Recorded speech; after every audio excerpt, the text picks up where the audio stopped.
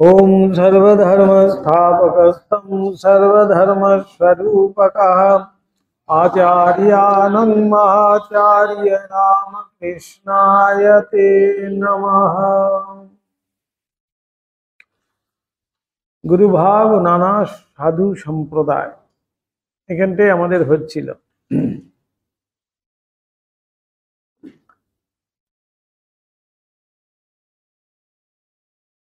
ঠাকুরের নিকট সকল সম্প্রদায়ের সাধু সাধক দিগের আগমনের কারণ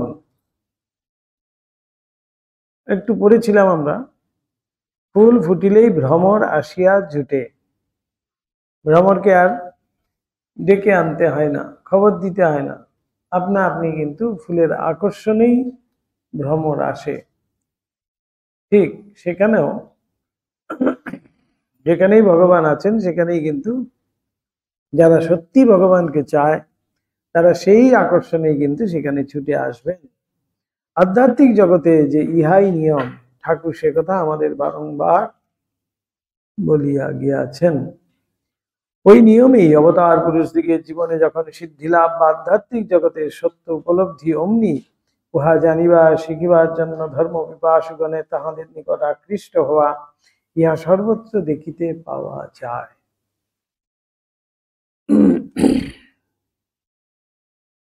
সেই যে আধ্যাত্মিকতার সেখান থেকে একটা তরঙ্গ সৃষ্টি হয়েছে, সেই ভাইব্রেশন যেন চারিদিকে ছড়িয়ে গেছে।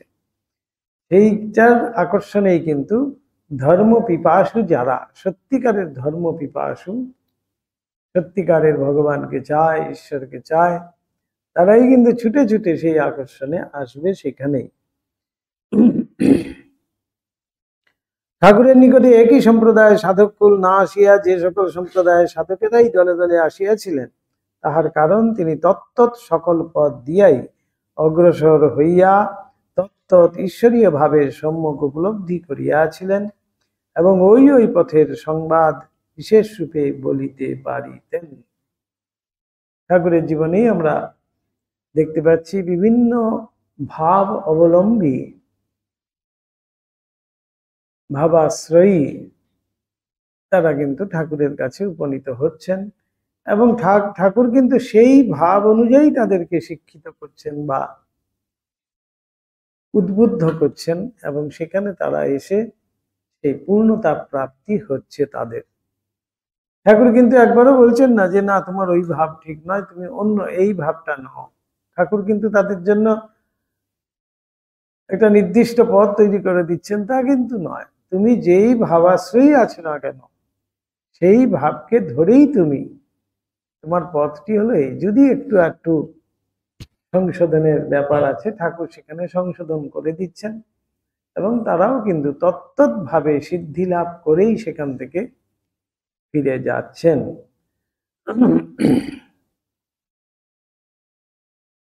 তবে ওই সকল সাধকদিকে সকলেই যে নিজ নিজ মতে সিদ্ধ হইয়াছিলেন এবং ঠাকুরকে যুগাবতার বলিয়া ধরিতে পারিয়াছিলেন তাহা নহে। তা কিন্তু সবাই পারেননি সেইভাবে। একজন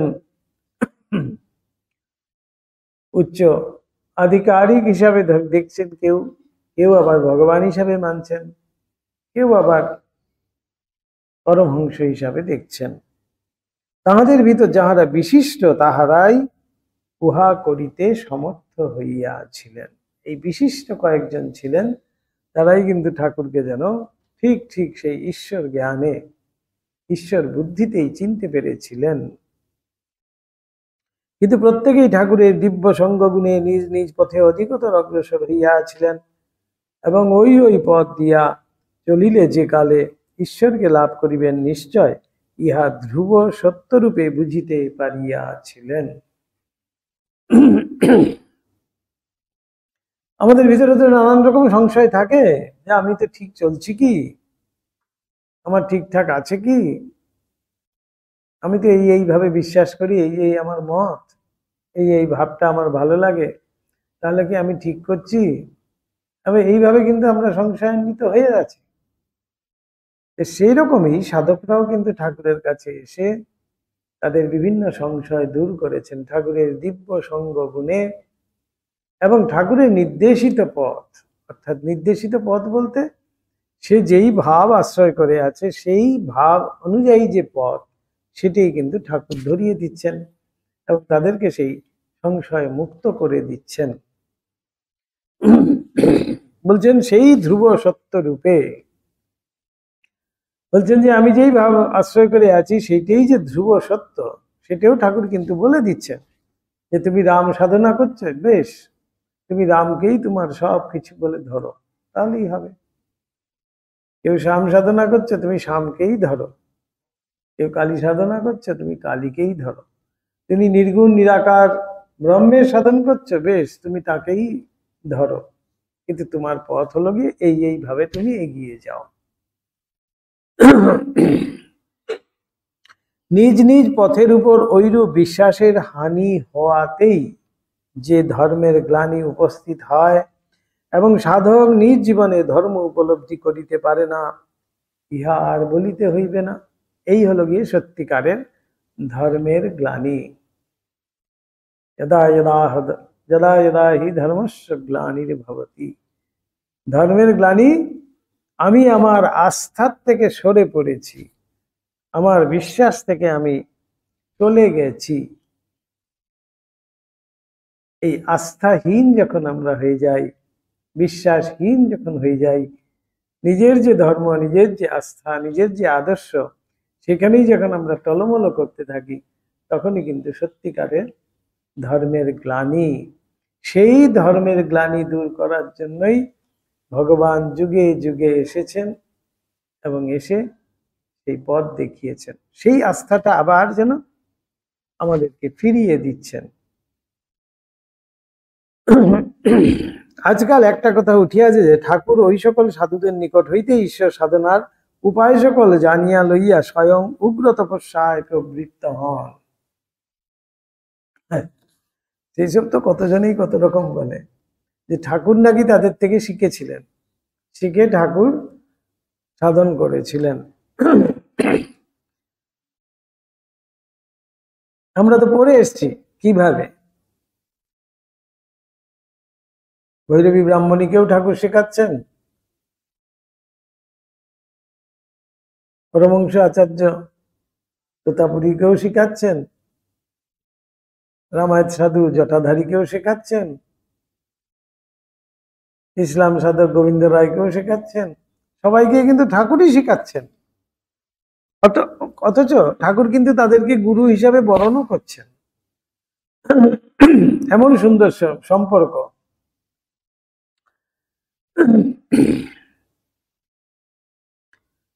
বলছেন যে তাদের থেকেই সমস্ত উপায় জেনে নিয়ে তারপরে তিনি তপস্যার কঠোরতায় এক সময় সম্পূর্ণ পাগল হইয়া গিয়াছিলেন। এমন তপস্যা করেছিলেন, সেই জন্য তিনি পাগল হয়ে গেছিলেন। তার মাথা খারাপ হইয়া গিয়াছিল এবং কোনরূপ ভাবে রাতিশয্যে বাহ্য জ্ঞান লুপ্ত হওয়া রূপ একটা শারীরিক রোগও চিরকালের মতো তাহার শরীরে বদ্ধমূল হইয়া গিয়াছিল। এখন নাম না করেই বলতে হয়, এই ঠিক এই কথাটি কিন্তু একজন এখনকার একজন খুব, তিনি এখন নেই বর্তমানে, মস্ত বড় সংস্থা চলছে, তাদের যিনি আদি গুরু, তিনিই কিন্তু ঠাকুর সম্বন্ধে এমন মন্তব্য করেছেন।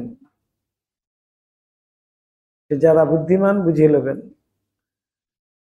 তাই এগুলো তো যারা বোঝে না, বলছে না, এক জায়গায় ঠাকুর খুব সুন্দর বলছেন, যে দুধ খায়নি তাকে আর দুধের স্বাদ বোঝাবো কিভাবে।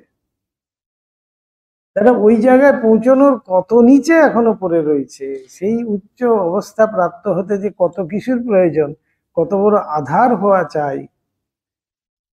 সেই ঘর সংসার করে বিয়ে থা করে বুড়ো বয়সে গিয়ে সাধু হয়েছে আর হরি হরি করছে, সে কিনা সমাধির কথা বলে দেবে? কি আশ্চর্য! আর আমরা মূর্খের দল, আমরা কিন্তু সেইখানে গিয়ে সমাধি শিখতে যাই, আর সেই যা বলছে আমরা সেটাই কিন্তু মেনে নিই। এই হয়েছে আমাদের অবস্থা। সত্যিকারের মূঢ় আমরা। এতটুকু বুদ্ধি নয় কার কাছে কি শিক্ষা লাভ করতে হবে, কোন শিক্ষকের কাছে গিয়ে কি শিক্ষা লাভ করতে হয়, সেটাই আমাদের বোধ নাই। একজন সংসারী কখনো ঈশ্বরের পথ দেখাতে পারে না। ঈশ্বরের পদ একমাত্র ত্যাগের পদ, যে ত্যাগই ছাড়া, বলছেন ডাক্তারের ঘরে নাগরি আছে, গুড়ের নাগরি, তাই তার যে পেশেন্ট এসছে তাকে বলছে কাল এসো। পেশেন্ট আসতে তার পরের দিন ডাক্তার লিখে দিচ্ছে তুমি গুড় খেও না। সে পেশেন্ট যে, সে খুব আশ্চর্য হয়ে বলছে এটা তো কালও লিখে দিতে পারতেন আমাকে, আবার এতখানি আজকে আসতে। তখন ডাক্তার সত্যি কথাটা বললেন যে দেখো ভাই, কাল আমার ঘরে অনেকগুলো গুড়ের নাগরি ছিল, তারপরে তোমাকে যদি আমি বলি গুড় খেও না, তাহলে তুমি কি শুনতে? তুমি ভাবতে যে ও ডাক্তার বেশ গুড় খাচ্ছে আর আমাকে বলছে গুড় খেও না। তাই আগে নিজে ত্যাগ করো, তারপরে না অপরকে ত্যাগের কথা বলবে। তাই এগুলো আমাদের নিন্দার কথাও নয়, সমালোচনার কথাও নয়, কিন্তু তারা ওগুলো নিয়েই কিন্তু সমালোচনা করে করেই আজকে জগৎ বিখ্যাত হয়ে গেছে। কোথায়? বিশেষ করে বিদেশে তারা বিখ্যাত হয়েছে। তাই এগুলো আমাদের ঠাকুর বলছেন কারোর নিন্দাও করতে নেই, কারোর সমালোচনাও করতে নেই, আমরা সেগুলো কথা নয়। কিন্তু এই যে এই সম্প্রদায়, এই যে বলছেন যে এই কঠোরতা করতে করতে তার পাগল হয়ে গেছেন, এবং কখনো কখনো সেই পাগলের ভাব যখন খুব উচ্চ অবস্থায় হয় তখন সে বাহ্য জ্ঞান শূন্য হয়ে যায়। এটা একটা রোগের মতো হয়ে গেছিল। তিনি পার্টিকুলারলি ঠাকুরের এই কথাটি নিয়েই কিন্তু বলেছেন। তাই আমি এই প্রসঙ্গক্রমে আজকে সেটি তোলা হলো। কারোরই নিন্দে করা নয়, সবাই যদি ভগবানের নাম নিয়ে, শুদ্ধ ভগবানের নাম নিয়ে যদি কেউ থাকে তাহলে নিশ্চয়ই সে ভালো আছে। কিন্তু অপরকে নিন্দা করে আমি বড় হব, এই যদি মোটিভ হয় তাহলে কোনোদিনও কিন্তু সেটি বড় হবে না। ঠাকুরের কথায় আমরা দেখতে পাচ্ছি, ঠাকুরের থেকে এই শিক্ষাই আমরা লাভ করছি, কেউ ছোট নয়। যে তুমি মনে করো না তোমার ঘড়িটি ঠিক চলছে, সবাই বলে আমার ঘড়িটি ঠিক চলছে না, বেশ তো, তোমারও একটা মত হতে পারে, ভালো। তুমি ঈশ্বরের পথে যদি থাকো তাহলে তোমার মতটাও তো একটা মত। তাই ঠাকুর শেষকালে বলছেন যত মত তত পথ, কিন্তু সেই লক্ষ্য কিন্তু আমাদের সেই এক। তাই এখানে আমাদের সমালোচনার কিছু নেই, বা সমালোচনা অর্থেও আমি বলছি না, পার্টিকুলার এই জায়গাটি এলো বলে প্রসঙ্গ ক্রমে যে আজও, তাই আজকাল একটা কথা বিনা প্রসঙ্গটা শুরু করছেন কিন্তু সেইটা দিয়েই, আজকাল একটা কথা উঠিয়াছে যে ঠাকুর নাকি এদের থেকেই সব শিখেছিলেন, শিখে ঠাকুর কঠোর সাধনা করেছিলেন এবং ভুল পথে চালিত হয়ে সেটি মাথার রোগ হয়েছিল, এবং সেটি যখন বেশি মাথা চাকা দিত তখন তিনি বাহ্য জ্ঞান শূন্য হয়ে যেতেন। ঠিক এইটা নিয়েই কিন্তু, পার্টিকুলারলি এই কথাটি নিয়েই কিন্তু যার কথা বলা হচ্ছে তিনি কিন্তু মন্তব্য করেছেন। তাই বলছি, তাই হে ভগবান, এমন পণ্ডিত মূর্খের দল আমরা, সত্যি তাই বললাম, এমন পণ্ডিত মূর্খ আমরা, আমরা আবার সেখানেই ছুটছি যে সেখানেই আমরা ঠিক ঠিক যেন খোঁজ পাবো, অর্থাৎ আমাদের সেই বিচার শক্তি যেন আমরা হারিয়ে ফেলেছি। কার থেকে কি শিখতে হবে সেটাও আমরা জানি না। পূর্ণ চিত্ত একাগ্রতা সহায়ে, এবার দেখুন এগুলো জিনিস কি সবার হতে পারে? ত্যাগ ভিন্ন, এই অনুভূতি কারোর দ্বারা সম্ভব নয়। যার অনুভূতি হয়নি সেই তো বলতে পারে মাথার রোগ, কেননা সেই অনুভূতি সম্বন্ধে তার কোনো ধারণাই নেই, ধারণা হবেও না। তার যে জীবন, সেই জীবনের দ্বারা এই সমাধি ভূমিতে পৌঁছানো অসম্ভব। তাই সমাধি ভূমিতে যে পৌঁছতে পারে, এই অনুভূতি ছাড়া এই কথা কিন্তু কেউ বলতেও পারে না। তাই বলছেন যেটা তো অনেক উচ্চ অবস্থার কথা, সেই উচ্চ অবস্থা বুঝতে গেলেও তো সেই উচ্চ মনের অবস্থাও হতে হবে। বলে এই ধারণা শক্তি আমার মধ্যে যদি না থাকে আমি ধারণাই করতে পারবো না। পূর্ণ চিত্ত একাগ্রতা সহায়ে সমাধি ভূমিতে আরোহণ করিলেই যে সাধারণ বাহ্য চৈতন্যের লোপ হয়, একথা ভারতের ঋষিকুল বেদ পুরাণ তন্ত্রাদি সহায় আমাদের যুগে যুগে বুঝাইয়া আসিলেন ও নিজ নিজ জীবনে উহা দেখাইয়া যাইলেন। এই সমাধি কি আর ঘুমিয়ে পড়ে ঢুলে পড়লে সেটাকেই সমাধি বলে? চিত্ত একাগ্র হয়ে সম্পূর্ণ শরীরটাও যে আমি রূপ যে ব্যক্তিটা আছি সেইটি পর্যন্ত সেখানে নাশ হয়ে যায়, সেখানে বিলয় হয়ে যায়, তখনই সেটাকে বলা হচ্ছে সমাধি। এতই সোজা। এটি ধারণায় আমাদের এখন ধারণাই করা যায় না, আমাদের দ্বারা ধারণা করাই অসম্ভব। কেন? এই আধারটুকুই আমাদের তৈরি হয়নি। তাই সমাধি আমরা কিভাবে ব্যাখ্যা করব? ওই দিন আমাদের সমাধি নিয়ে বিশাল হলো ক্লাস, কয়জন বুঝেছে সমাধি? ম্যাক্সিমাম আমি দেখেছি সমাধিস্থ, ম্যাক্সিমামই দেখেছি কিন্তু এরকম করে সমাধিস্থ হয়ে আছে। আমি দেখছিলাম সবাইকে, সমাধি নিয়ে তো এত বড় বড় কথা হচ্ছিল, সমাধি কিছু বুঝতে পারছে কি? ম্যাক্সিমাম দেখলাম আমি সত্যিকারের একদম প্র্যাকটিক্যাল ক্লাস চলছে। সমাধি কেমন হয়? এইরকম করে সমাধি হয়, এসি ঘর, ফার্স্ট ক্লাস, বসা মাত্রই সমাধি লেগে গেছে আর কি। এই তো বললাম না যে এসি ঘর, এই খেটে খুঁটে বাড়ির থেকে এলাম, এসে বসে বললাম আজকে দুপুরবেলা প্রসাদেরও চিন্তা নাই, ব্যাস বসার সাথে সাথে সমাধি লেগে গেল আর কি। এইসব সমাধি তো আমাদের অহরহ হয়। তা আমাদের ধারণা দেখুন ওইটুকুনের মধ্যেই, কিন্তু এর বেশি আমাদের আর ধারণা নাই। সমাধি মানে ডিপ স্লিপ আমরা ভাবছি, বিজ্ঞানও কিন্তু তাই বলছে। সমাধি সম্বন্ধে বিজ্ঞান কি বলছে? কিছু বলতে পারছে কি আজ পর্যন্ত? তার ধরা ছোঁয়ার বাইরে। বলছে ডিপ স্লিপ। সুষুপ্তি সম্বন্ধে বিজ্ঞান কিছু বলতে পারছে না, ওইটাকেও কিন্তু বলছে ডিপ স্লিপ। ডিপ স্লিপে মানে আমাদের কোনো জ্ঞান থাকছে না, কোনো বুদ্ধি থাকছে না, আমি কি করছি কিছুই জানি না, এই হলো গিয়ে বিজ্ঞান। কিন্তু সমাধি তারপর থেকে শুরু হচ্ছে। এই শরীর, যে শরীরটাই আমাদের, সেইটাই আমাদের ভুল হয়ে যাবে। আমি যে আমি, সেটা পর্যন্ত ভুল হয়ে যাচ্ছে, এবং চিত্ত একাগ্র হয়ে গেছে। একাগ্র কোথায় হয়েছে? আমার শরীরের মধ্যে না, আমি যেখানে একাগ্রতা আনতে চাইছি, যেই কেন্দ্রবিন্দুতে আমার মন একাগ্র করতে চাচ্ছি, সেইখানে একাগ্র হয়েছে, এবং সেই ভাবে ভাবিত হয়ে আমার মন তার সাথে বিলয় হয়ে গেছে। সেটাকেই বলা হচ্ছে সোজা কথায়, সংক্ষিপ্ত আকারে সমাধি। সংক্ষিপ্ত যদি বোঝাতে হয় সমাধি কি, সমাধি হলো এই।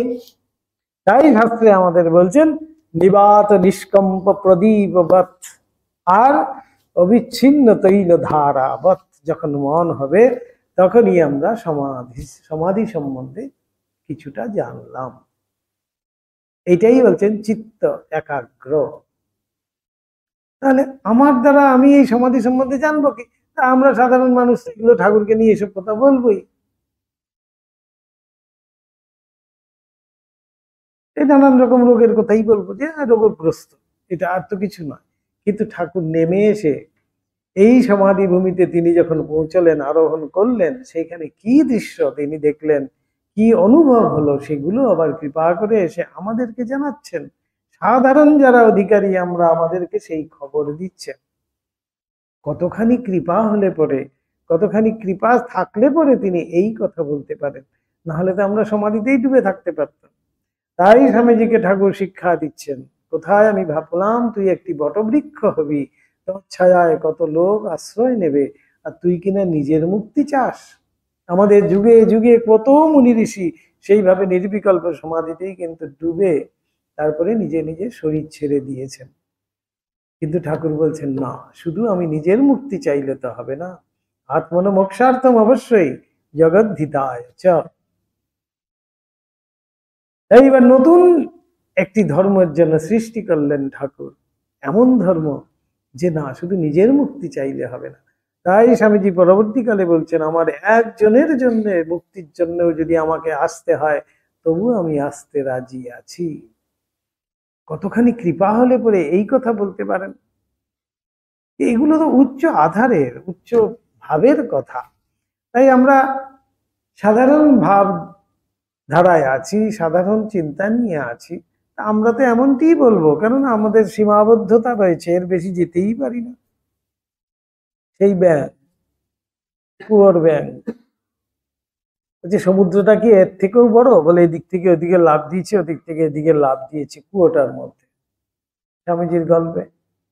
তার কাছে ওইটাই সবচেয়ে বড়, এর বাইরে কিন্তু সে দেখেইনি, জানিনি।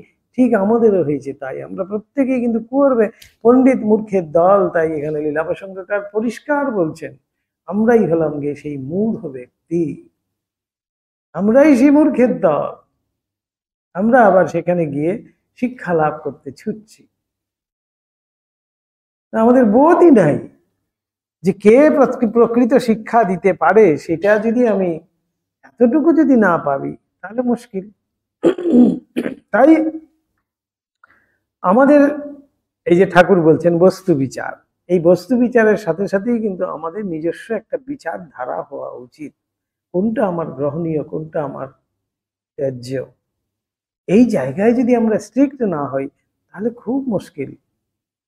একেবারে দুনিয়ার সব ডাস্টবিনের মতো সব এনে ঢেলে দেবে কেউ। না, আমি ডাস্টবিন নই, এটা অহংকারের কথা নয়, এটা গৌরবের কথা। আমি যে সে নই, আমি যা তা কিছু নিতে পারি না, আমার একটা স্ট্যান্ডার্ড রয়েছে।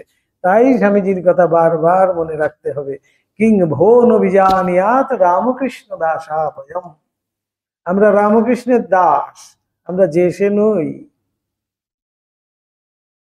আমরা ক্ষমতাবান, আধারবান, ভক্তিবান, বিশ্বাসবান।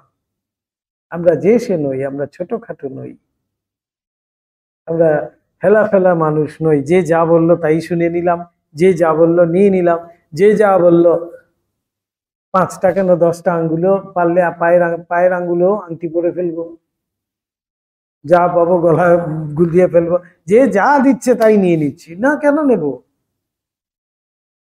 আমি কি ডাস্টবিন নাকি যে যা দিবে আমার এখানে ফেলে দেবো?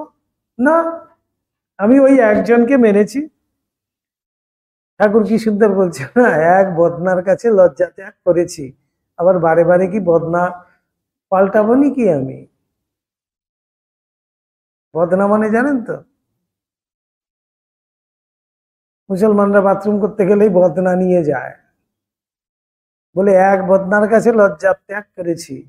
আবার বারে বারে কি আমি বদনা বদলাবো নাকি? কথাটির মানে কি সুন্দর ঠাকুর এটা ছোট্টের মধ্যে দিয়ে বোঝাচ্ছেন। অর্থাৎ আমি এক জায়গায় মাথা বিকিয়েছি, এক জায়গায় মাথা নামিয়েছি, আর সব জায়গায় মাথা উঁচু আমার, একদম নয়। তাই এখানটা আমাদের কিন্তু ভীষণ স্ট্রিক্ট হতে হবে, নাহলে কিন্তু আমাদের আরো বেশি টলমলো হয়ে যাব। যে যা বলছে তাই যদি মানতে হয়, যে যা দিচ্ছে আমাকে তাই যদি নিতে হয়, তাহলে হবে না। তাই এখানে বলছিলাম এই প্রসঙ্গক্রমে, এই সমাধি বলছে যে দুধ খায়নি তাকে দুধের স্বাদ আর বোঝাবো কিরকম। তখন তাকে কি বলতে হয়? আগে ভাই তুমি দুধ খাও, তারপরে বলো এসো আমাকে। এই তাই এখানে বলছেন ঋষিকুল, আমাদের পুরনো পুরনো যে প্রাচীন ঋষিরা এই সমাধি সম্বন্ধে কত কথাই তো গেয়ে গেছেন।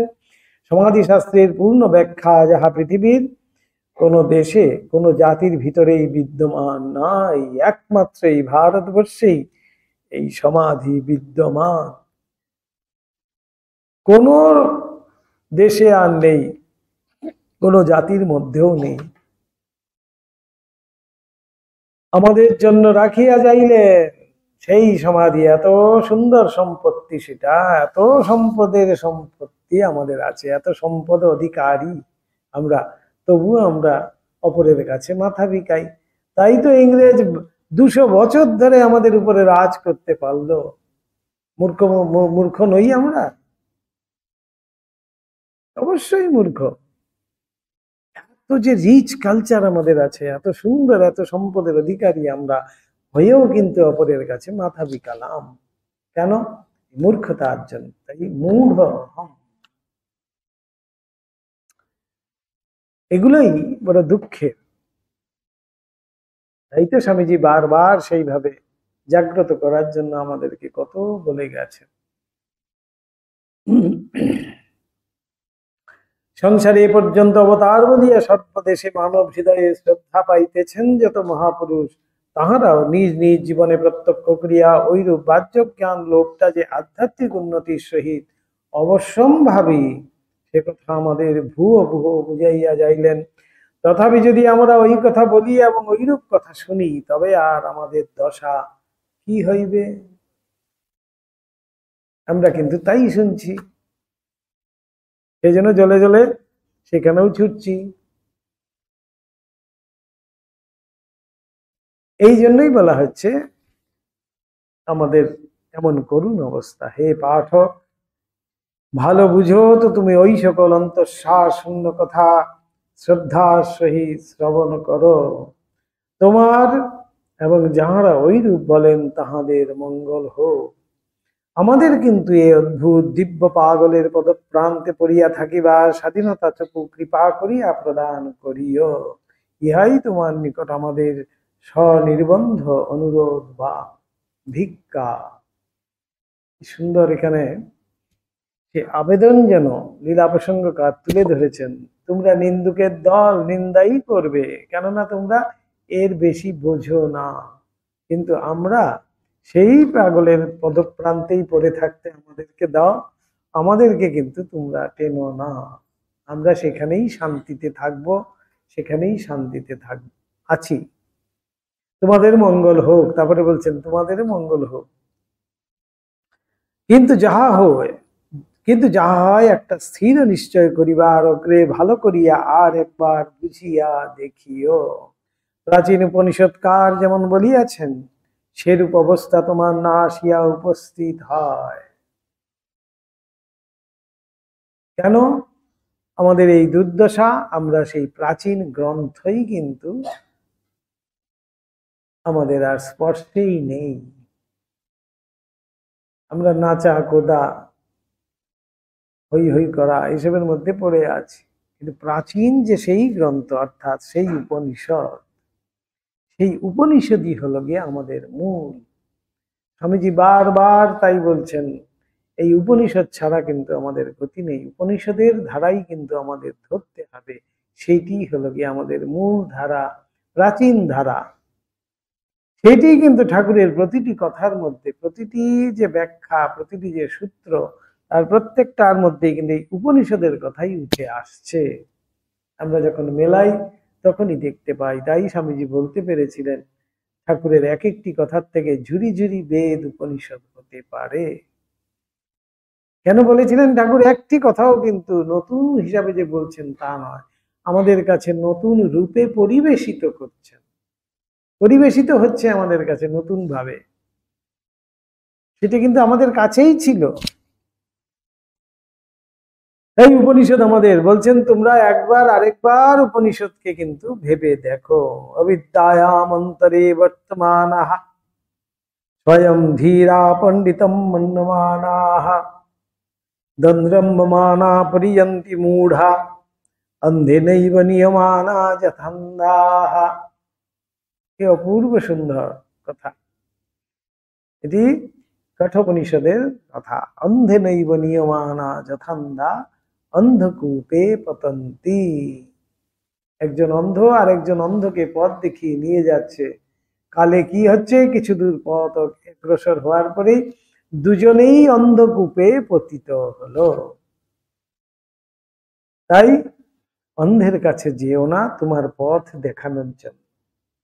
যদি তোমার পথ খুঁজতে হয়, তুমি দৃষ্টিহীনের কাছে যেও না।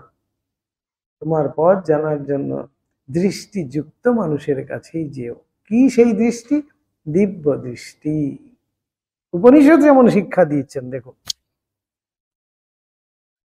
ঠাকুরের ভাব সমাধি সমূহকে রোগ বিশেষ বলাটা, এই বারবার বলছে এই কথা, কেননা এই প্রসঙ্গেই আমি তখন নাম না করেই বললাম যেটা।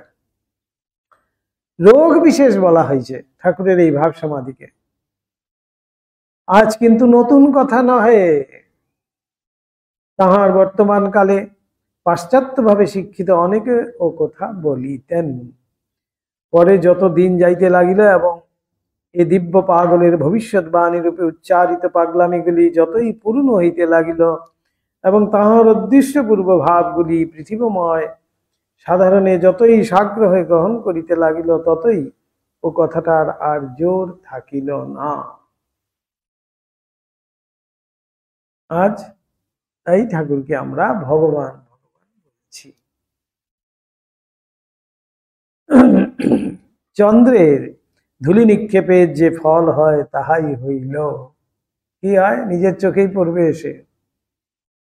যাদের দিকে আমি বলছি তোকে ধুলি দেব বলে এখান থেকে ধুলি ছুটছি, সেই ধুলি এসে কোথায় পড়বে? আমার চোখেই পড়বে। তাদের গায়ে লাগবে কি? চন্দ্রে ধূলি নিক্ষেপের যে ফল হয় তাহাই হইল, এবং লোকে ওই সকল ভ্রান্ত উক্তি সম্যক পরিচয় পাইয়া ঠাকুরের কথাই সত্য জানিয়া স্থির করিয়া রহিল। এ সত্য বুঝতে পারছে কালে কালে মানুষ। এখনো তাহাই হইবে, কারণ সত্য কখনো অগ্নির ন্যায় বস্ত্রে আবৃত করিয়া রাখা যায় না।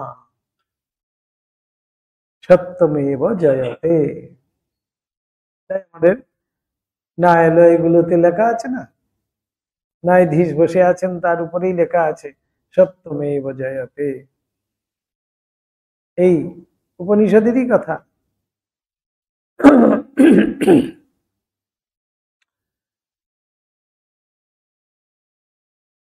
অতএব ওই বিষয়ে আর আমাদের বুঝাইবার প্রয়াসের আবশ্যক নাই। ঠাকুর নিজেই ওই সম্বন্ধে যে দু একটি কথা বলিতেন তাহাই বলিয়া ক্ষান্ত থাকিব। ঠাকুর নিজে কি বলছেন এবার শোনা যাক। ঠাকুরের সমাধিতে বাহ্যজ্ঞান লোপ হওয়াটা ব্যাধি নহে, প্রমাণ ঠাকুর ও শিবনাথ সংবাদ। শিবনাথ শাস্ত্রীর সাথে ঠাকুরের কথোপকথন। সাধারণ ব্রাহ্ম সমাজের আচার্যদিগের মধ্যে অন্যতম শ্রদ্ধাস্পদ শিবনাথ শাস্ত্রী মহাশয় ঠাকুরের ভাব সমাধিটা স্নায়ুবিকার প্রসূত রোগ বিশেষ হিস্টেরিয়া ও এপিলেমিস্টিক ফিটস বলিয়া তখন হইতে আমাদের কাহারো কাহারো নিকট নির্দেশ করিতেন, এবং ওই সঙ্গে এরূপ মত প্রকাশ করিতেন যে ওই সময়ে ঠাকুর ইতসাধারণে ওই রোগগ্রস্ত হইয়া যেমন অজ্ঞান ও চৈতন্য হইয়া পড়ে সেই রূপ হইয়া যান। মির্গি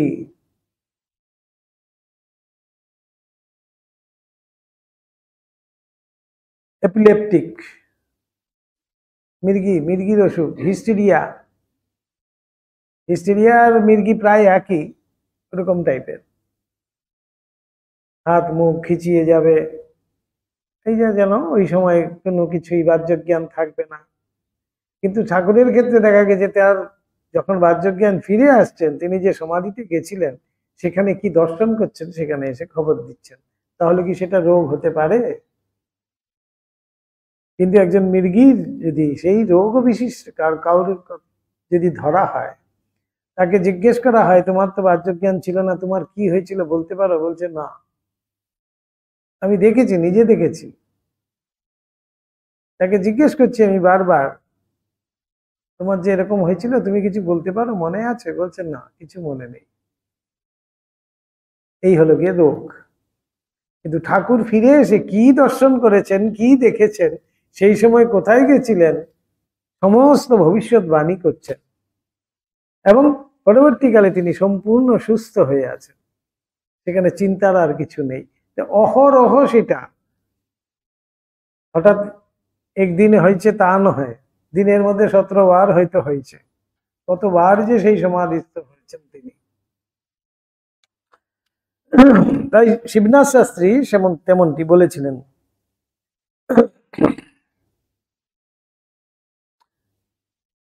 আমাদের কাহারো কাহারো নিকট নির্দেশ করিতেন এবং ওই সঙ্গে এরূপ মত প্রকাশ করিতেন যে ওই সময় ঠাকুর ইতর সাধারণে যেমন সাধারণ মত বাহ্যজ্ঞান লুপ্ত হয়, ঠাকুরেরও সেরকমই হয়েছিল। ঠাকুরের কর্ণে ক্রমে সে কথা উঠে, ঠাকুরের কাছেও সেটা তো পৌঁছে গেছে। শাস্ত্রী মহাশয় বহু পূর্ব হইতে ঠাকুরের নিকট মধ্যে মধ্যে যাতায়াত করিতেন। একদিন তিনি যখন দক্ষিণেশ্বরে উপস্থিত আছেন, তখন ঠাকুর ওই কথা উত্থাপিত করিয়া শাস্ত্রী মহাশয়কে বলেন, হ্যাঁ শিবনাথ, তুমি নাকি এগুলোকে রোগ বলো, আর বলে যে ওই সময় ওই অচৈতন্য হয়ে যায়। সেখানেই ঠাকুর বলেছিলেন, চৈতন্যকে চিন্তা করে কেউ কি কখনো অচৈতন্য হয়? চৈতন্য স্বরূপ যে ভগবান ঈশ্বর, তাকে চিন্তা করলে কেউ কখনো অচৈতন্য হয় না। তোমার ইট কাঠ মাটি টাকা করি এসব জড় জিনিসগুলোতে দিন রাত মন রেখে ঠিক থাকলে, আর যার চৈতন্যে জগৎ সংসারটা চৈতন্যময় হয়ে রয়েছে, তাকে দিন রাত ভেবে আমি অজ্ঞান ও চৈতন্য হলুম। কেমন যুক্তি দিয়ে ঠাকুর বোঝাচ্ছেন দেখুন। তুমি এইসব বিষয় আশয় নিয়ে ইট কাঠ মাটি টাকা পয়সা ঘর বাড়ি এইসব নিয়ে আছো, সমস্ত যে অচৈতন্য বস্তু সব জড় পদার্থ তাদেরকে নিয়ে আছো, আর তুমি কিনা চেতন আছো। আর আমি যার চৈতন্যেই জগৎ চৈতন্যময়, তাকে চিন্তা করে আমি কিনা অচৈতন্য হব? এটা কেমন তোর কথা? শিবনাথকে এবার ঠাকুর ধরেছেন, এ কোন দেশি বুদ্ধি তোমার? এবার ঠেলা সামলাও। শিবনাথ এবার যায় কোথায়, কোথায় যুক্তি দেবে? ঠাকুর এত সুন্দর যুক্তি দিয়ে সেটা তুললেন। এবার বিচার করো, এটা কি জড় নয়? কিন্তু এটা চিন্তা করে আমি চৈতন্য হয়ে আছি, চেতন হয়ে আছি, আর ভগবানকে চিন্তা করে কিনা অচৈতন্য হয়ে গেছি। এবার যুক্তি দাও। ঠাকুর একেবারে যুক্তি দিয়ে বোঝাতে, কি সুন্দর। শিবনাথ বাবু নিরুত্তর হইয়া রহিলেন। শিবনাথ শাস্ত্রী কত পণ্ডিত লোক, ব্রহ্ম সমাজে তখন খুব মানি জ্ঞানী। এই ঠাকুরের কাছে নিরুত্তর, কি বলবে? এখানে যুক্তি কোথায়? দাও যুক্তি। ঠাকুর উপনিষদ থেকে কোট করে দিলেন একেবারে। ঠাকুর দিব্যন্মাদ জ্ঞানোন্মাদ প্রভৃতি কথা আমাদের নিকট নিত্য প্রয়োগ করিতেন। এই দিব্যন্মাদ জ্ঞানোন্মাদ, এই যে টার্মস গুলো আসছে, এগুলো কি সাধারণে বোঝা যায়? সাধারণে বুঝতে পারে? অসম্ভব। এর ব্যাখ্যা দিলেও তো বুঝতে পারবে না। কেন? আমাদের সেই ধারণা শক্তিই নাই। দিব্যন্মাদ মানে কি? দিব্য অনুভূতিতে উন্মাদ, এটা কি হতে পারে নাকি? উন্মাদ মানে উন্মাদ, এবার দিব্য উন্মাদ একটা আছে নাকি আবার আলাদা? উন্মাদ মানেই যার মাথায় কাজ করছে না, আবল তাবল করছে। কিন্তু ঠাকুরের মধ্যে একটা কোথাও তো কোনো আবল তাবল নেই। এমন যে যুক্তি দিয়ে পয়েন্ট অনুযায়ী একেবারে বলছেন, তাকে কেউ পাগল বলতে পারে? তা তো নয়। নিত্য প্রয়োগ করিতে এবং মুক্ত কণ্ঠে সকলের নিকট বলিতেন যে তাঁর জীবনে 12 বৎসর ধরিয়া ঈশ্বর অনুরাগের একটা প্রবল ঝটিকা বহিয়া গিয়াছে। বলিতেন, ঝড়ে ধুলো উড়ে যেমন সব একাকার দেখায়, এটা আম গাছ ওটা কাঁঠাল গাছ বলে বোঝা দূরে থাক, দেখাও যায় না, সেই রকমটা হয়েছিল রে। ভালো মন্দ নিন্দা স্তুতি শৌচ অশৌচ এ সকলের কোনোটাই বুঝতে দেয়নি। কেবল এক চিন্তা, এক ভাব, কেমন করে তাকে পাবো, এইটি মনে সদা সর্বক্ষণ থাকতো। লোকে বলতো পাগল হয়েছে। এই হলো পাগল, যে সারাক্ষণ একই কেন্দ্রীভূত মন, একই জায়গায় মনটা আছে। তাই সবাই সাধারণ মানুষের কাছে আমাদের এইভাবেই তো আমরা অ্যানালাইজ করি। আমার মতো নেই, আমার মতো সংসারে এসেনি, তাই তো সে পাগল। আমাদের যখন ঘর বাড়ি ছড়তে আছে, ফেরার সময় এসবও শুনতে হয়েছে যে পাগল ছেলে। স্বাভাবিক, সাধারণের মতো 10 জনের মতো বিয়ে থা করে ঘর সংসার করে ছেলে পুলে নিয়ে হ্যাঁ থাকলে পরে বলবে হ্যাঁ হ্যাঁ, মানে নর্মাল লোক। সকাল থেকে উঠেই বাজার ব্যাগ এক কাঁধে, আরেক কাঁধে অফিসের ব্যাগ, সেখানে হয়তো ভেন্ডি ভাজা দুটো আছে আর রুটি দুটো আছে শুকনো, দুপুরবেলা খেতে হবে। ওই করতে করতে ছুটলো, সন্ধ্যেবেলা ফেরার সময় বাজার করে আসতে হবে, সেই নাকি নর্মাল। আর যারা ঈশ্বরের পথে গেছে তারাই নাকি পাগল। যারা বলছে যে তারাই তো পাগল,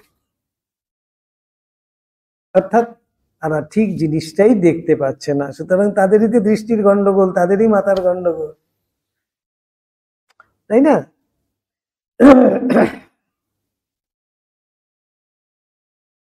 সেই আমাদের এমন সব দুনিয়া হয়ে গেছে। ঠাকুর কেমন করে বলছেন, দিব্যন্মাদ কাকে বলছেন? সারাক্ষণ যেখানে ঈশ্বরে মন চলে আছে, ঈশ্বরে মন কেন্দ্রীভূত হয়ে আছে, তাহলে ঝড়ে, যেমন ঠাকুর কি সুন্দর উপমা দিয়ে বলছেন, ঝড় যখন উঠে, ধুলো যখন উঠে, ধুলি, কোনটা কাঁঠাল গাছ কোনটা আম গাছ বোঝার উপায় নেই। ঠিক সেই রকমই যখন এই অবস্থা ঠাকুরের হয়েছে, কি দিন কি রাত, কি শৌচ কি অশৌচ, কি শরীর, কোনোই বোধ ছিল না, শুধু একই চিন্তা, কিভাবে তাকে দেখা যায়। লোকে বলতো পাগল, সেই জন্যই তিনি পাগল আমাদের চোখে। যাক, এখন সে কথা আমরা পূর্বানুসরণ করি। দক্ষিণেশ্বরে তখন তখন যে সকল সাধক পণ্ডিত ঠাকুরের নিকট আসিয়াছিলেন, তাহাদের ভিতর কেহ কেহ আবার ভক্তির আতিশয্যে ঠাকুরের নিকট হইতে দীক্ষা এবং সন্ন্যাস পর্যন্ত লইয়া চলিয়া গিয়াছিলেন। পণ্ডিত নারায়ণ শাস্ত্রী উহাদেরই অন্যতম। ঠাকুরের শ্রীমুখে শুনিয়াছি, নারায়ণ শাস্ত্রী প্রাচীন যুগে নিষ্ঠাবান ব্রহ্মচারীদিগের ন্যায় গুরুগৃহে অবস্থান করিয়া একাধিক্রমে 25 বৎসর সাধ্যায় বা নানা শাস্ত্র পাঠ করিয়াছিলেন। শুনিয়াছি স্বরদর্শনের সকলগুলির উপরই সমান অভিজ্ঞতা ও আধিপত্য লাভ করিবার প্রবল বাসনা বরাবর তাহার প্রাণে ছিল। উত্তর পশ্চিমাঞ্চলের কাশী প্রভৃতি নানা স্থানে নানা গুরুগৃহে বাস করিয়া 5টি দর্শন তিনি সম্পূর্ণ আয়ত্ত করিয়াছিলেন। কিন্তু বঙ্গদেশের নবদ্বীপের সুপ্রসিদ্ধ নৈয়ায়িক দিগের অধীনে ন্যায় দর্শনের পাঠ সাঙ্গ না করিলে ন্যায় দর্শনে পূর্ণাধিপত্য লাভ করিয়া প্রসিদ্ধ নৈয়ায়িক মধ্যে পরিগণিত হওয়া অসম্ভব। এই জন্য দক্ষিণেশ্বরে ঠাকুরের নিকট আসিবার প্রায় 8 বৎসর পূর্বে এদেশে আগমন করেন এবং 7 বৎসর কাল নবদ্বীপে থাকিয়া ন্যায়ের পাঠ সাঙ্গ করেন। এইবার দেশে ফিরিয়া যাইবেন, আবার এদিকে কখনো আসিবেন কিনা সন্দেহ। এই জন্যই বোধহয় কলিকাতা এবং তৎসন্নিকট দক্ষিণেশ্বর দর্শনে আসিয়া ঠাকুরের দর্শন লাভ করেন। বঙ্গদেশে ন্যায় পড়িতে আসিবার পূর্বেই শাস্ত্রীজির দেশে পণ্ডিত বলিয়া খ্যাতি হইয়াছিল। ঠাকুরের নিকটেই শুনিয়াছি, একসময় জয়পুরের মহারাজা শাস্ত্রীজির নাম শুনিয়া সভা পণ্ডিত করিয়া রাখিবেন বলিয়া উচ্চ হারে বেতন নিরূপিত করিয়া তাহাকে সাদরে আহ্বান করিয়াছিলেন। কিন্তু শাস্ত্রীজি তখনও জ্ঞানার্জনের স্পৃহা কমে নাই এবং স্বরদর্শন আয়ত্ত করিবার প্রবল আগ্রহ মিটে নাই। কাজেই তিনি মহারাজের সাদর আহ্বান ফিরাইয়া দিলেন ইত্যাদি। এমন সব পণ্ডিতরা ঠাকুরের কাছে এসছেন। এদিকে আবার নারায়ণ শাস্ত্রী সাধারণ পণ্ডিতদিগের মতো ছিলেন না। শাস্ত্র জ্ঞানের সঙ্গে সঙ্গে তাহার মনে অল্পে অল্পে বৈরাগ্যের উদয় হইতেছিল। তাই পরবর্তীকালে ঠাকুরের কাছে সন্ন্যাস গ্রহণ করে তিনি কিন্তু চলে যান। এই বলছেন, পড়তে পড়তেই ঠাকুরের কাছে ঠাকুরের সঙ্গ নেই। দেখুন, এইবার তাহার এতকালের বাসনা পূর্ণ হইয়া আছে, স্বরদর্শন অভিজ্ঞতা লাভ করিয়াছেন। এখন দেশে ফিরিবার বাসনা, সেখানে ফিরিয়া যাহা হয় একটা করিবেন, এই কথা মনে স্থির করিয়া রাখিয়াছেন। এমন সময় তাহার ঠাকুরের সহিত দেখা এবং দেখিয়াই কি জানি কেন তাহাকে ভালো লাগা।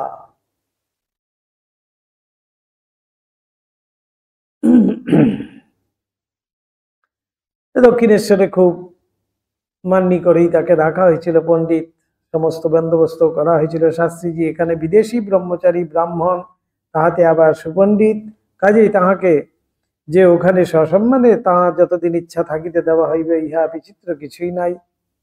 আর আদি সকল বিষয়ের অনুকূল এমন রমণীয় স্থানে এমন দেব মানবের সঙ্গ শাস্ত্রীজি কিছু কাল এখানে কাটাইয়া যাইবেন স্থির করিলেন। আর না করিয়াই বা করেন কি, ঠাকুরকে যে ভালো লেগে গেছে, থাকতেই হবে। ভালোবাসার এমন হয়েছে আর কি। আরো বিশেষভাবে দেখিতে জানিতে ইচ্ছা দিন দিন শাস্ত্রী প্রবল হইতে লাগিল। ঠাকুরের থেকে আরো বেশি কেন জানতে চাইলেন, ঠাকুরকে আরো ভালো করে দেখতে চাইলেন। ঠাকুরের সরল হৃদয় উন্নত চেতা শাস্ত্রীকে পাইয়া বিশেষ আনন্দ প্রকাশ করিতে এবং অনেক সময় তাহার সহিত ঈশ্বরীয় কথায় কাটাইতে লাগিলেন। ঠাকুরও এমন লোককে পেয়েছেন। তাই শাস্ত্রীজি বেদোক্ত সপ্ত ভূমিকার কথা পড়িয়াছিলেন।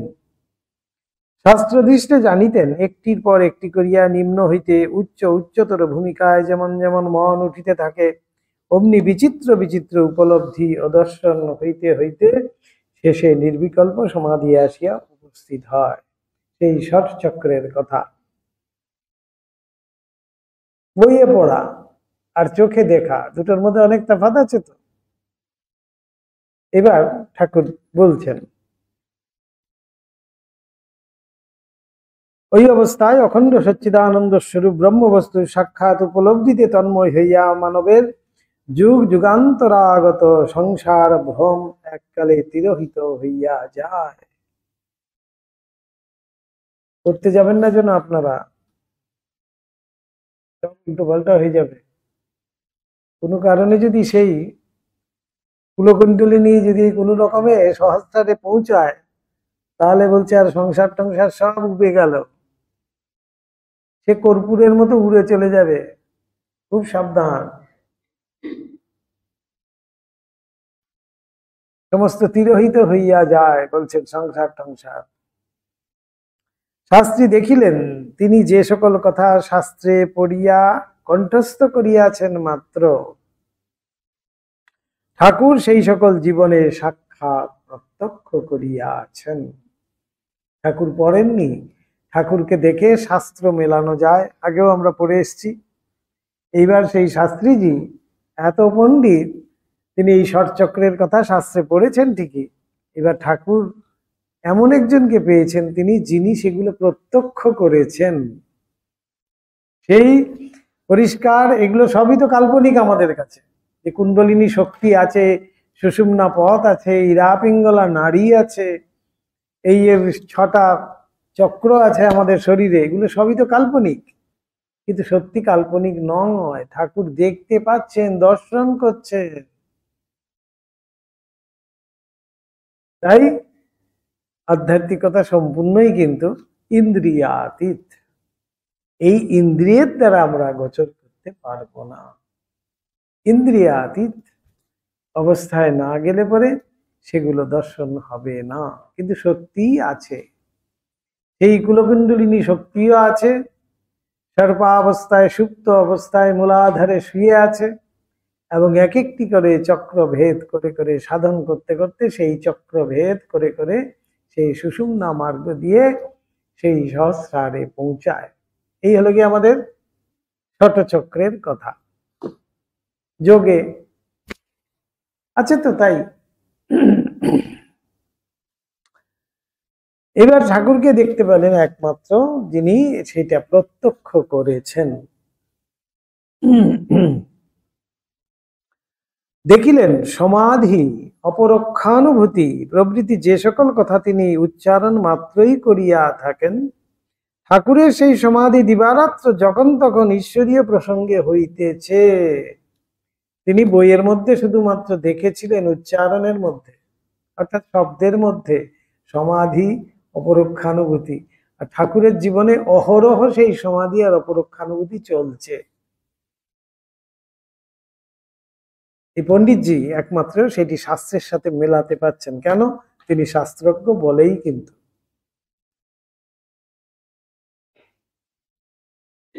ঠাকুরের সেই সমাধি দিবারাত্র যখন তখন ঈশ্বরীয় প্রসঙ্গ হইতেছে। শাস্ত্রী ভাবিলেন এ কি অদ্ভুত ব্যাপার। শাস্ত্রের নিগুড় অর্থ জানাইবার বুঝাইবার এমন লোক আর কোথায় পাইব? যে শাস্ত্র শুধু পড়লে হয় না, শাস্ত্র অনুভবও করতে হয়, তাই তো? তাই এমন তিনি একেবারে উপলব্ধ একজন উপলব্ধমান, যেন এ সুযোগ ছাড়া হইবে না, তাই শাস্ত্রী সেখানে থেকে গেলেন। যে রূপে হোক ইহার নিকট হইতে ব্রহ্ম সাক্ষাৎকার লাভের উপায় করিতে হইবে। মরণের তো নিশ্চয়তা নাই, কে জানে কবে শরীর যাইবে। ঠিক ঠিক জ্ঞান লাভ না করিয়া মরিব, তাহা হইবে না। একবার তল্লাভে চেষ্টাও অন্তত করিতে হইবে। রহিল এখন দেশে ফেরা। এই গেল, একটা একটা করে যাবে এখন। এই সমস্ত করে টরে জ্ঞান লাভ করে স্বরদর্শনে পণ্ডিত হয়ে তিনি এবার দেশে যাওয়ার জন্য তৈরি হয়েছিলেন। এই দক্ষিণেশ্বরে এসেই যত গোল হয়ে গেল। এই দেশে যাওয়া এবার গেল, আস্তে আস্তে সংসার বন্ধনও উবে যাবে। দিনের পর দিন যতই যাইতে লাগিল, শাস্ত্রীর বৈরাগ্য ব্যাকুলতাও ততই ঠাকুরের দিব্য সঙ্গে বাড়িয়া উঠিতে লাগিল। ঠাকুরের সঙ্গগুণ এমনই অদ্ভুত বলছে। তাই বলছিলাম যে শ্রীরামকৃষ্ণ ভাইরাস বড় মারাত্মক। যাকে ধরেছে তার আর বাঁচা মুশকিল। এই ঠাকুরের কথায় জাত সাপ, যাকে ধরেছে ওই তিনটাকেই শেষ। এই ভাইরাসের কিন্তু ভ্যাকসিন বের হয়নি আজ পর্যন্ত। যাকে ধরেছে একেবারে সমস্ত গেল, তার সব উবে যাবে। বাঘা বাঘা কত লোক দেখেছি, বাঘা বাঘা সব। এমন ভাইরাস, তাই সেই আমাদের এর কথা মনে পড়ে। ঠাকুরের দক্ষিণেশ্বরে হয়েছিল, আমার ওঙ্কারটি আরাম করো না, বলেছিলেন না? হলধারী হলধারীর অসুখ হয়েছে তো, ওঙ্কার ওঙ্কার জপ করছে খালি। বদ্যি এসছে, বদ্যিকে বলছে বাবা দেখো আর সব আরাম করে দাও, কিন্তু আমার এই ওঙ্কারটি আরাম করো না। তা আমাদেরও সেই প্রার্থনাই হওয়া উচিত, যে সমস্ত ভাইরাস মুক্ত হই, কিন্তু এই ভাইরাস যেন মুক্ত করো না বাবা। এটি দ্বারা আমি ভাইরাসে আমার মধ্যে থাকুক, তাতে যদি কিছু হয়। এই পণ্ডিতের ক্ষেত্রে এবার দেখুন, কোথায় দেশে ফেরার জন্য তিনি কদিনের জন্য মাত্র দক্ষিণেশ্বরে গেছিলেন, এবার দেশে ফেরা তো গেছেই, এইবার বৈরাগ্য তার মধ্যে আসতে শুরু করেছে।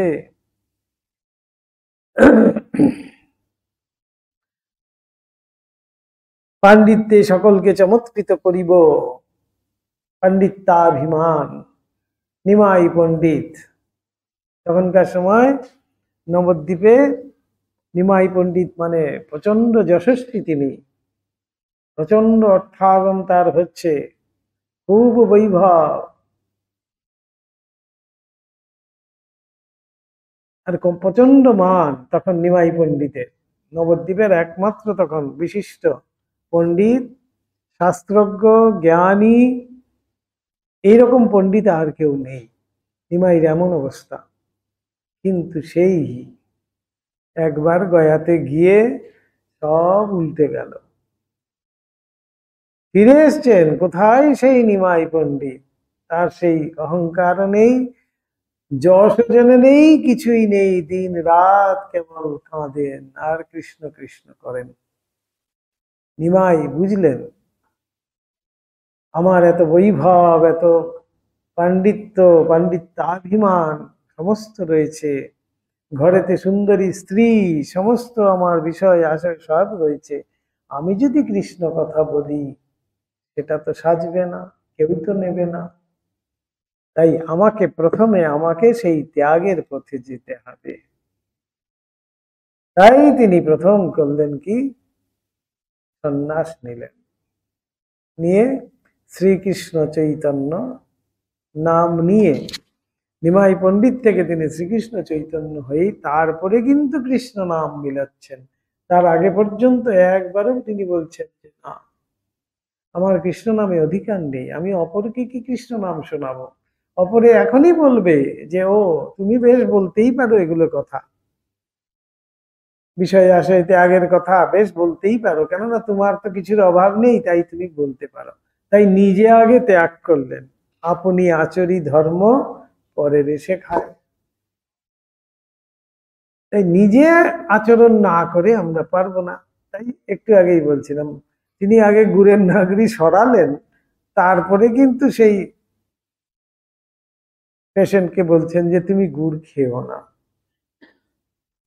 আগে আমার থেকে সেই বৈভব ত্যাগ করতে হবে, আমার সেই পাণ্ডিত্য অভিমান ত্যাগ করতে হবে, নিরহংকার হতে হবে, তারপরেই না আমি সেই ভগবানের কাছে পৌঁছতে পারবো, ভগবানের নাম নেওয়ার অধিকার হবে। তাই মহাপ্রভু সেখানেই বলছেন ত্রিনাদপি সুনিচে না তরতোপি সহিষ্ণু না অমানিন মানদেন কীর্তনীয় সদা হরি। হরিনামের অধিকারী কে? একমাত্র তিনি, যে তৃণাধিক নীচ হয়ে থাকতে পারে, অর্থাৎ যার মধ্যে সেই বিনয়ের ভাব রয়েছে, কোনো রকমের কোনো অভিমান, কোনো রকমের কোনো অহংকার তার মধ্যে থাকবে না। আর তররূপী সহিষ্ণু না, তরু অর্থাৎ বৃক্ষের মতো যে সহিষ্ণু, বৃক্ষের মতো যে সহিষ্ণুতা তার মধ্যে থাকবে। আর অমানিন মানদেন, যিনি নিজে অপমানিত হয়েও অপরকে মানদান করেন, তিনিই একমাত্র কীর্তনীয় সদা হরি। বলছেন সেই একমাত্র হরিনামের অধিকারী।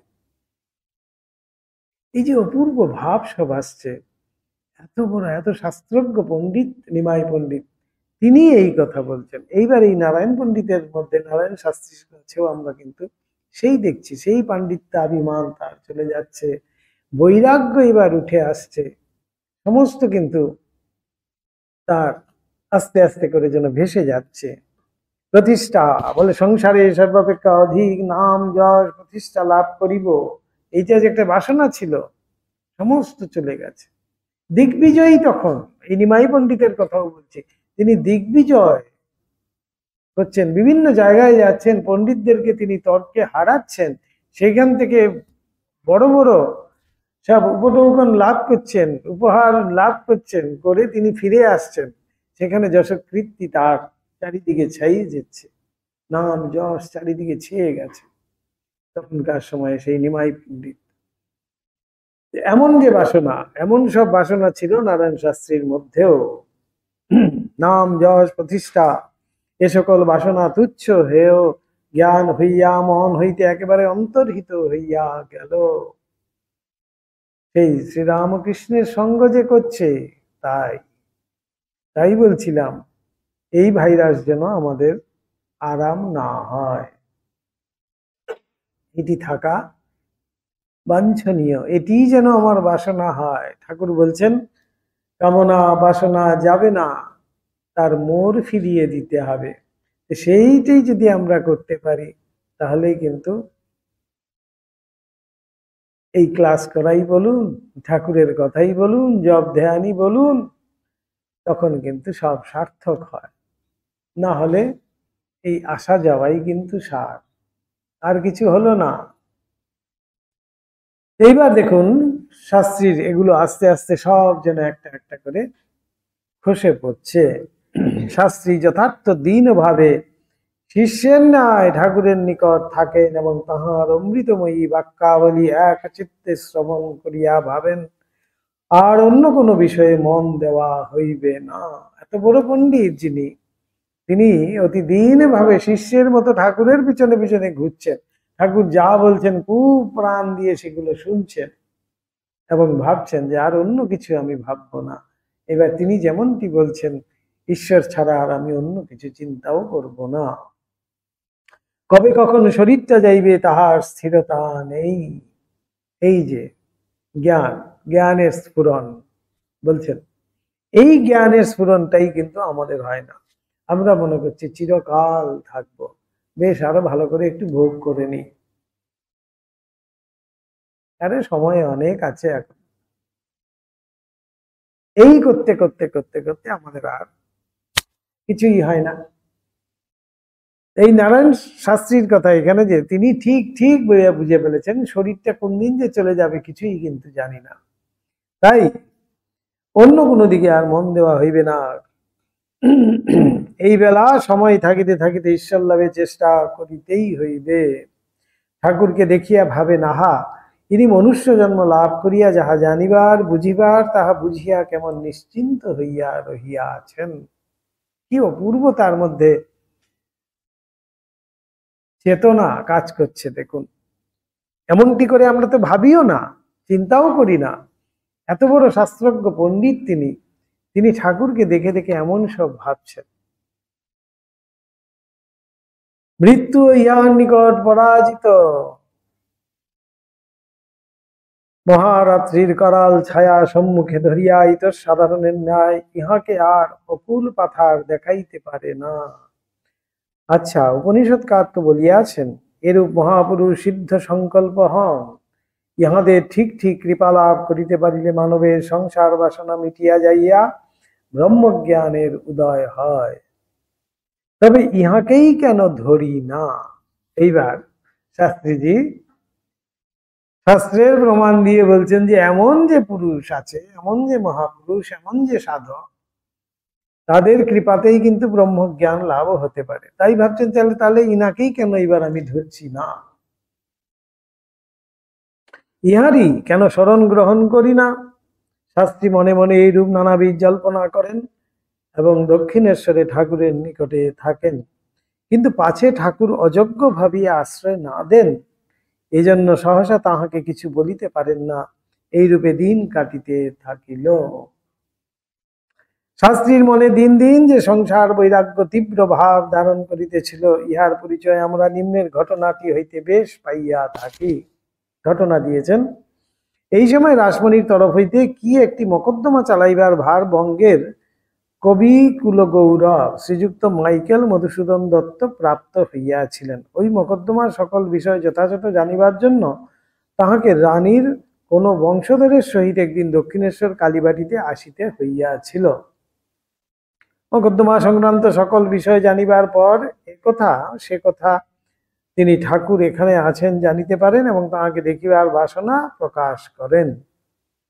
ঠাকুরের নিকট সংবাদ দেওয়া হইলে ঠাকুর মধুসূদনের সহিত আলাপ করিতে প্রথম শাস্ত্রীকেই পাঠান এবং পরে আপনিও তথায় উপস্থিত হন। শাস্ত্রীজি মধুসূদনের সহিত আলাপ করিতে করিতে তাহার স্বধর্ম ত্যাগ করিয়া ঈশার ধর্ম অবলম্বনের হেতু জিজ্ঞাসা করেন। তিনি তো খ্রিস্টান হয়ে গেছিলেন, তাই শাস্ত্রীজি জিজ্ঞেস করেছিলেন, আপনার হেতু কি, কেন আপনি ধর্ম ত্যাগ করলেন? মধুসূদন অপরিচিত পুরুষের নিকট আত্মকথা খুলিয়া বলিতে অনিচ্ছুক হইয়া ওইভাবে প্রশ্নের উত্তর দিয়াছিলেন কিনা তাহা বলিতে পারি না, কিন্তু ঠাকুর এবং উপস্থিত সকলেরই মনে হইয়াছিল তিনি আত্মগোপন করিয়া বিদ্রুপ ছলে যে ঐরূপ বলিলেন তাহা নহে, যথার্থ প্রাণের ভাবই বলিতেছেন। যাহাই হোক, ঐরূপ উত্তর শুনিয়া শাস্ত্রীজি তাহার উপর ভীষণ বিরক্ত হন। বলেন, কি এই 2 দিনের সংসারে পেটের দায়ে নিজের ধর্ম পরিত্যাগ করা, এ কি হীন বুদ্ধি? মরিতে তো একদিন হইবেই, না হয় মরিয়াই যাইতেন।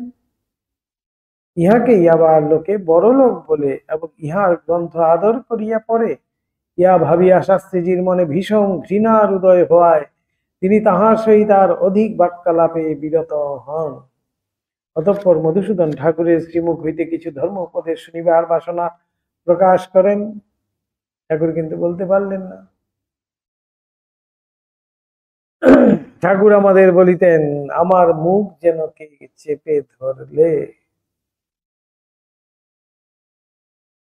ধর্ম ত্যাগ করেছে তো, এই যে ঠাকুর কিন্তু কিছু বলতে পারলেন না, কিছু বলতে দিলে না।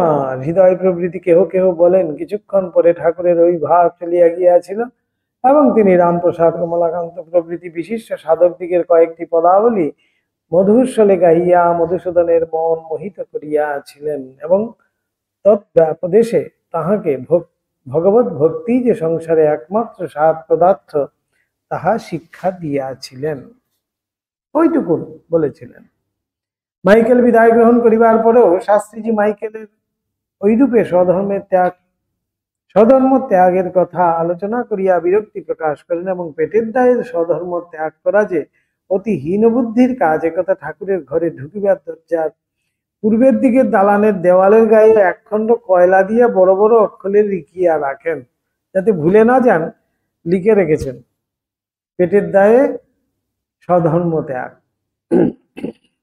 দেওয়ালের গায়ে সুস্পষ্ট বড় বড় বাংলা অক্ষরে লেখা শাস্ত্রীর ওই বিষয়ক মনোভাব আমাদের অনেকেরই নজরে পড়িয়া আমাদিগকে কৌতূহলাক্রান্ত করিত। পরের দিন জিজ্ঞাসায় সকল কথা জানিতে পারিলাম। শাস্ত্রী অনেকদিন এদেশে থাকায় বাংলা ভাষা বেশ শিক্ষা করিয়াছিলেন। এইবার শাস্ত্রীর জীবনের শেষ কথা। সুযোগ বুঝিয়া শাস্ত্রীজি একদিন ঠাকুরকে নির্জনে পাইয়া নিজ মনোভাব প্রকাশ করিলেন এবং নাছরবান্দা হইয়া ধরিয়া বসিলেন, তাহাকে সন্ন্যাস দীক্ষা দিতে হইবে। ঠাকুরও তাহার আগ্রহাতিশয়ে সম্মত হইয়া শুভ দিনে তাহাকে ওই দীক্ষা প্রদান করিলেন। সন্ন্যাস গ্রহণ করিয়া এই শাস্ত্রী আর কালীবাটিতে রহিলেন না। বশিষ্ঠাশ্রমে বসিয়া সিদ্ধকাম না হওয়া পর্যন্ত ব্রহ্ম উপলব্ধির চেষ্টায় প্রাণপাত করিবেন বলিয়া ঠাকুরের নিকট মনোগত অভিপ্রায় জানাইলেন এবং সজল নয়নে তাহার আশীর্বাদ ভিক্ষা ও শ্রীচরণ বন্দনান্তে চিরদিনের মতো দক্ষিণেশ্বর পরিত্যাগ করিয়া চলিয়া গেলেন। ইহার পর নারায়ণ শাস্ত্রীর কোন নিশ্চিত সংবাদই আর পাওয়া গেল না। কেহ কেহ বলেন বশিষ্ঠ আশ্রমে অবস্থান করিয়া কঠোর তপশ্চরণ করিতে করিতে তাহার শরীর রোগাক্রান্ত হয় এবং ওই রোগেই তাহার মৃত্যু হইয়াছিল। আবার যথার্থ সাধু, সাধক বা ভগবত ভক্ত যে কোনো সম্প্রদায়েরই হোক না, কোন স্থানে বাস করিতেছেন শুনিলেই ঠাকুরের তাহাকে দর্শন করিতে ইচ্ছা হইত এবং ঐরূপ ইচ্ছার উদয় হইলে অযাচিত হইয়াও তাহার সহিত ভগবত প্রসঙ্গে কিছুকাল কাটাইয়া আসিতেন। ঠাকুর অযাচিত ভাবেও কারুর কারুর কাছে গেছেন, সেরকম সাধু সাধক তাদের কাছে। লোকে ভালো বা মন্দ বলিবে, অপরিচিত সাধক তাহার যাওয়ায় সন্তুষ্ট বা অসন্তুষ্ট হইবেন, আপনি তথায় যথাযথ সম্মানিত হইবেন কিনা, এই সকল চিন্তা একটিরও তখন আর তাহার মনে উদয় হইত না। তিনি ভেবেছেন মানে যেতেই হবে। আমি উপযাচিত এইখানে যাব কিনা, আমাকে ডাকেনি আমি সেখানে যাব কিনা, সেখানে আমাকে সম্মান দেবে তো, ইত্যাদি অনেকেই তো প্রশ্ন তুলতে পারে। ঠাকুর ওইসব আর ভাবছেনই না। সেইভাবেই তো তিনি স্বামীজিকে দেখার জন্য ব্রাহ্ম সমাজে গিয়ে উপস্থিত হয়েছিলেন। ওরা এমন, সেখানে ঠাকুরকে নিয়ে সবাই ব্যস্ত হয়ে যাচ্ছে, হই হল্লো হয়ে যাচ্ছে বলে লাইট অফ করে দিলেন। ঠাকুর সমাধিস্থ হয়ে গেছেন, সেখানে লাইট অফ করে দেওয়া হলো। স্বামীজি সেখানে গান গাওয়ার জন্য ছিলেন। স্বামীজি কিন্তু সেখানে সর্বতভাবে ঠাকুরকে অতি সন্তর্পণে সেখান থেকে বের করে আনলেন। বের করে অনেকক্ষণ অপেক্ষা করলেন। সেই সমাধিস্থ অবস্থা ভাঙলে পরে স্বামীজি বলছেন যে আপনি এখানে, আপনাকে কেউ কোন রকমের সম্মান প্রদর্শন করছেন, আপনি এখানে কেন এলেন? তখন ঠাকুর কাঁদো কাঁদো সুরে বলছেন, আরে যে আমি যে তোকে দেখতে এসেছি। শুনতে পেয়েছেন এখানে নরেন্দ্রনাথ আসবে, গান করবেন, সেজন্য ঠাকুরও সেখানে চলে এসেছেন যে ব্রহ্ম উপাসনা ওরা কিভাবে করে সেটাও দেখবেন, আর নরেন্দ্রনাথের সাথেও দেখা সাক্ষাৎ হয়ে যাবে। তখন নরেন্দ্রনাথ বলছিলেন, আপনি এমনটি করছেন, এরকম করবেন না আমার জন্য। বলছে, কেন রে, আমি তোর জন্য যে দাঁড়ে দাঁড়ে ভিক্ষেও করতে পারি। সেইটি শুনে নরেন্দ্রনাথ এত মোহিত হয়ে গেলেন। তার নরেন্দ্রনাথের চক্ষেও জল, ঠাকুরের চক্ষেও জল। সেই ব্রাহ্ম সমাজ এখনো আছে।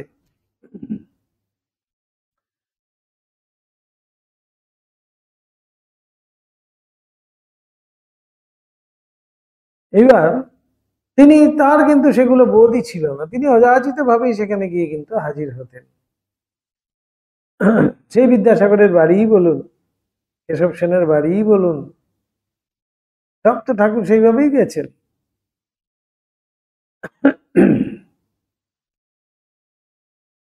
তারপরে বিভিন্ন সাধকদের কাছেও সেই কাটোয়ার যে ভগবত দাস বাবাজি, সেখানেও তিনি ওইভাবেই কিন্তু গেছেন, হাজির হয়েছেন।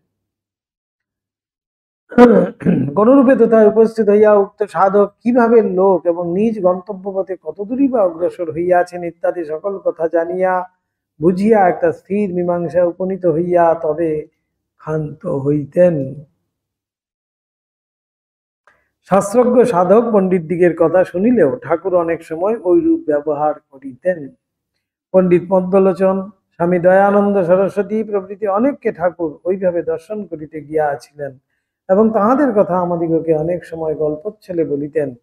তন্মধ্যে পণ্ডিত পদ্মলোচনের কথাই আমরা এখন পাঠককে বলিতেছি।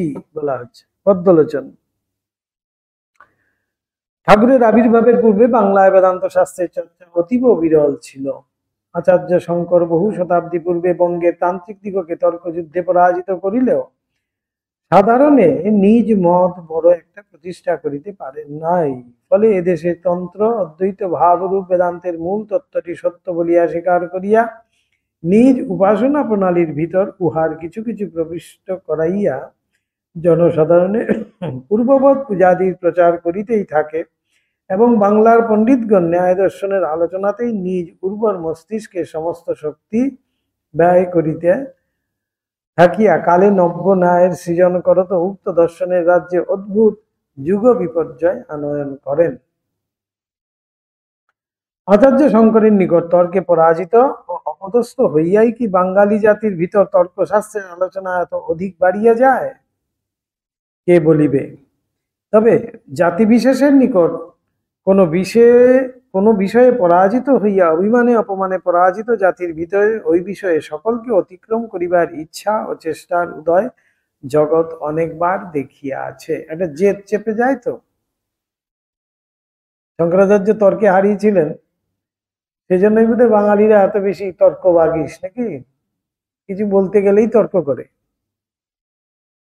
সেই ঠাকুরের জীবনেও দেখুন না কত তর্কাদি হচ্ছে ঠাকুরের ঘরে। তন্ত্র ন্যায় রঙ্গভূমি বঙ্গে ঠাকুরের আবির্ভাবের পূর্বে বেদান্ত চর্চা ওইরূপে বিরল থাকিলেও কেহ কেহ যে উহার উদার মীমাংসা সকলের অনুশীলনে আকৃষ্ট হইতেন না তাহা নহে। কেউ কেউ তো ধরেই ছিল। পণ্ডিত পদ্মলোচন ওই ব্যক্তিগণের মধ্যে অন্যতম। ন্যায় ব্যুৎপত্তি লাভ করিবার পর পণ্ডিতজির বেদান্ত দর্শন পাঠে ইচ্ছা হয় এবং তজ্জন্য কাশী ধামে গমন করিয়া গুরুগৃহে বাস করত। তিনি দীর্ঘকাল ওই দর্শনের চর্চায় কালাতিপাত করেন। ফলে কয়েক বৎসর পরেই তিনি বৈদান্তিক বলিয়া প্রসিদ্ধি লাভ করেন এবং দেশে আগমন করিবার পর বর্ধমান দ্বীপের দ্বারা আহুত হইয়া তদীয় সভাপণ্ডিতের পদ গ্রহণ করেন। বর্ধমান রাজার সভাপণ্ডিত ছিলেন পদ্মলোচন। পণ্ডিতজির অদ্ভুত প্রতিভার পরিচয় পাইয়া বর্ধমান রাজ তাহাকে ক্রমে প্রধান সভাপণ্ডিতের পদে প্রতিষ্ঠিত করেন এবং তাহার সুযশ বঙ্গের সর্বত্র পরিব্যাপ্ত হয়। বেশ, এবার আমরা বর্ধমানে তারপরে সামনের দিন বর্ধমান যাব পদ্মলোচনকে দেখতে। ओम निरंजनम नित्यम अनंत रूपम भक्तानुकंपाधृत विग्रहं वै ईशावतारं परमेशमित्यं तं नाम कृष्णं शिरसा नमामः। ओम शांति शांति शांति। हरि ओम तत्सत्। श्री राम कृष्णार्पणमस्तु।